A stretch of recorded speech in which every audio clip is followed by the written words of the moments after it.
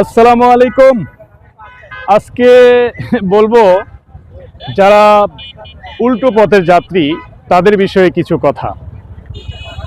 অনেক সময় লক্ষ্য করবেন আপনি সোজা পথে যাচ্ছেন, এই অবস্থায় দেখবেন যে কিছু লোক উল্টা দিক থেকে প্রাইভেট কার ড্রাইভ করে আসতেছে, সিএনজি চালিত গাড়ি, রিক্সা, অটো চার্জার, এই গাড়িগুলো উল্টো দিক থেকে ধা ধা গতিতে ছুটে আসতেছে। এই গাড়িগুলোতে যেসব প্যাসেঞ্জার বসা থাকে, আপনারা কি জানেন সোজা পথের যাত্রীরা আপনাদেরকে কিভাবে মন্তব্য করে, কিভাবে আপনাদের 14 গোষ্ঠী উদ্ধার করে? আপনি হয়তো জানেন না। আমার আজকের ভিডিওটা তাদের জন্য। আপনি কি কখনো সেই রিক্সাওয়ালাদেরকে নিষেধ করছেন যে তুমি উল্টা পথে যেও না?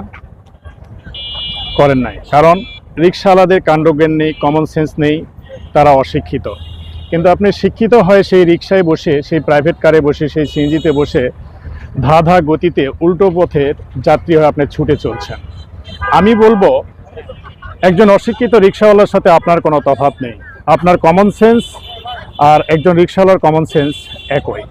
আমার ভিডিওটা আজকে দেখার পরে থেকে আপনি আর উল্টো পথের যাত্রী হয়ে চলবেন না।